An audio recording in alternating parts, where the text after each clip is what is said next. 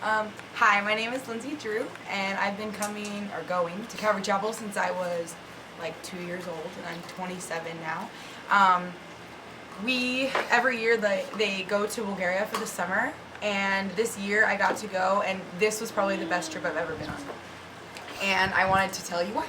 Go. This summer we took 6 of our high school girls, which I do high school youth group, so they're like my own children. And it was the best trip we've been on, but it was definitely the hardest trip for me, just because I traveled with a 1-year-old. But God was there the whole time. It was like from the very beginning, God ordained everything to happen. It made it really easy. When we traveled, our plane got delayed for like 2 hours in one place, and it was kind of nice because Nehemiah got to run for like 2 hours, just run nonstop through the airport, and then he slept. And the lady next to us didn't want to be on the plane anymore because it kept getting delayed, so she went and got on a different flight. So Nehemiah got his own seat, and he slept the whole 11-hour flight by himself, or 8-hour flight. He got his own seat and slept like the entire trip, which was awesome. And then when we got to Bulgaria, it was like, it's a 10-hour time difference, so he like instantly fell asleep because we got there at like 10:30. And then he woke up the next day, like no big deal, like nothing happened. So then we traveled to Macedonia, and Macedonia has a special place in my heart. I have a friend there named Annie that I met probably 7 years ago at a camp. We did a mini little girls conference in my bungalow. We had like 12 girls or something in this teeny tiny room, and I just kind of talked to them about like what their worth was and how the Lord viewed them and how they deserved to wait for like the perfect guy. And that was right before I got engaged, so it was kind of cool. And I just kind of gave them information from the Bible and things that they could seek God about what the guy they were going to be with for the rest of their life. And Annie wrote me a really sweet letter that's been on my fridge for 6 years. Just telling me that it's not every day that you meet people that love the Lord and that are truly honestly love ministry and stuff like that. And so we just promised to pray for each other for years. And she told a friend of mine that I was the reason. God spoke through me and told her that she deserved to wait for the perfect guy before she ever dated anybody. And when I went this summer, I had the joy of meeting someone that she met that totally loves the Lord. He's on the worship team. He's fantastic. I instantly fell in love with him, and I'm so happy for them. And it was really important for her to share that with me. And it was like God showing me, like when I stepped out in faith right then I told the girls years ago what God had shown me. It influenced people, and it totally changed her, and I'm so happy for her. And that was in my prayer journal that I wrote. And then the next thing on my prayer list was I have a really sweet friend named Chani, and she's married to my great friend Nikki, and they got married, and they really wanted to have a baby. But Chani was sick, and the doctors couldn't figure out what was going on, and they told her she'd never have a baby. When I found out that I was having Nehemiah, I was so excited, but I was sad for her because I didn't know. But I told her that it was not of God's will. It wasn't God that was saying she couldn't have a baby. It was the doctor. And that if she desired to have a baby, that God was going to provide a way for that to happen. And so this summer, I got to introduce my little man Nehemiah to her little man Peter. And they got to play together, and they went to the park together, and they slept the whole time they were at the park, but they went together. And it was just so awesome to see that I had prayed for that for years, and then that they had this beautiful little baby. And then it was really cool, my baby. It was really cool the whole trip because it was like I got to see people I loved so much be introduced to somebody that I love so much. I got to see people just love on my son the way I used to love on them when they were little, and it was really awesome. At one point it was cool, Pastor Ludmil came, and Nehemiah just jumped into his arms. I think he really missed his dad. He needed his beard. And he just jumped into his arms and was loving on him. Oh my gosh. Another thing that was really cool is we did a book called God Loves Ugly for youth group, and the girls were really impacted by it.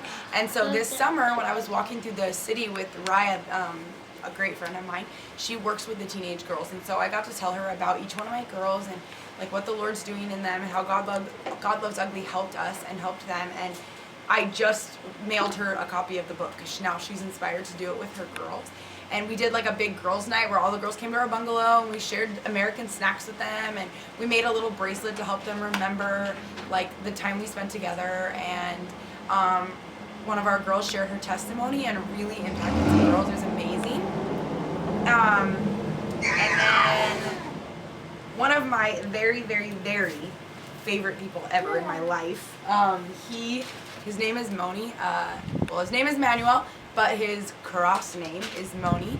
And he, don't make fun of my Bulgarian, okay? I met him when he was 8 years old, and he was really little, and I fell in love with him from the first thing. He was like my little brother. I love him to death. And we spent every summer together for years.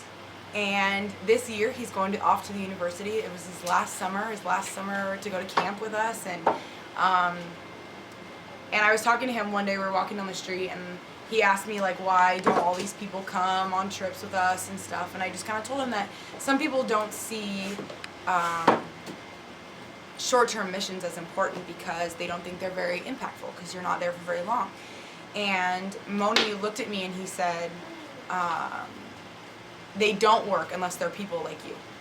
People like you that come back year after year and spend time with us. He goes, our time added all together that I've spent with you over my life is less than a year, but I've known you for more than half of my life.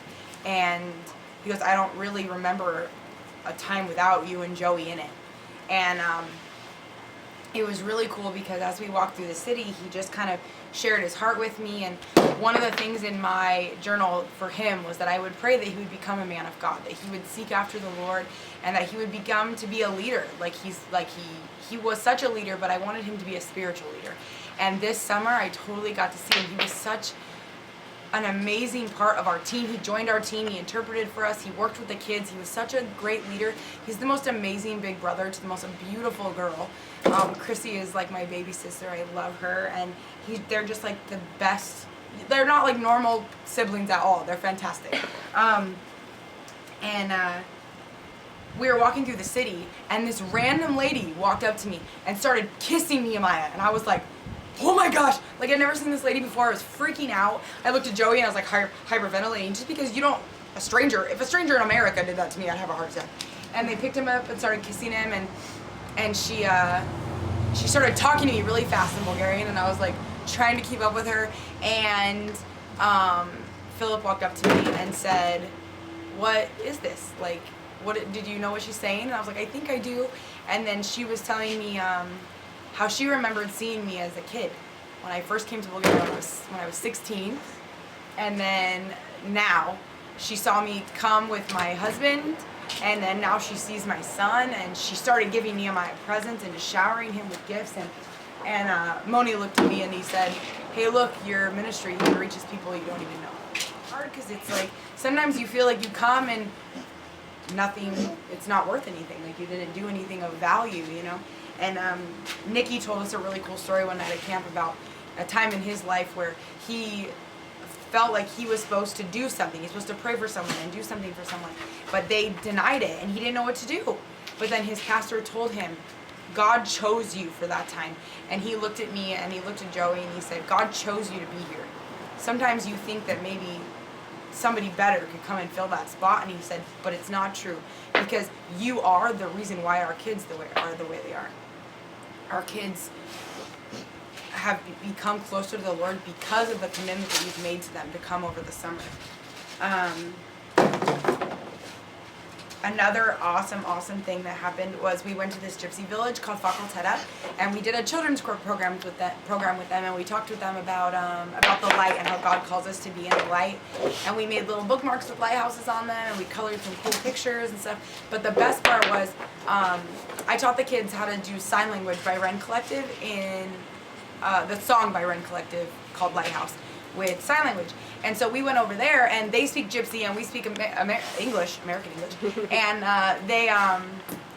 so it's hard for us to worship together. But when we did it in sign language, we got to sing together in a way that I'd never done before. And at one point we had it playing on this little portable speaker, and the speaker died. And I'm sitting there going, oh no, because like we can't finish the song. And all of a sudden Mila, one of the most awesome people, started singing it, just singing the song. And she had explained to the kids what the meaning of the words were and who the lighthouse was and all those things. And so we just started singing it together, and it was amazing because all of a sudden you'd hear the little gypsy kids who don't speak English start saying, lighthouse, my lighthouse. They just started singing it. And it was so, so awesome. And that was one of the moments that I saw that God had prepared me for that at a young age, because I started doing Vacation Bible School when I was really young, and God gave me a passion for children's worship and a passion for children's ministry, and I got to tell the kids a story, and I sobbed the whole song, and I danced with these little kids, and it was just, God showed me, He goes, you almost missed this because of your lack of faith in me, and I let God provide a way, and it was just the perfect ending to our trip. And one of the most special moments I had was when I was saying goodbye to Moni. He was hugging me goodbye, and I told him how much I loved him and how I cared about him, and he told me, he said, I'm the way I am because of you. Over all the years when you come here, like, I am the way I am because of you. And I told him, I was like, I prayed to God that you would be a godly man, and he goes, thank you for my prayers, because I couldn't have done it without them.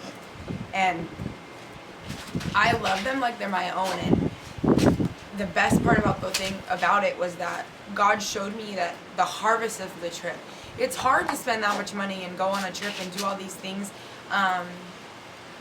when you don't know if it's even working. You don't even know if it's worth the time. And this year God really showed me the harvest. He showed me all the hard work over the past 10 years, all the time that He ordained for us to be in Bulgaria, and like what we did, and how it's going to continue to grow, and how it's not falling on deaf ears, and how Moni said short-term missions work when you're like us. And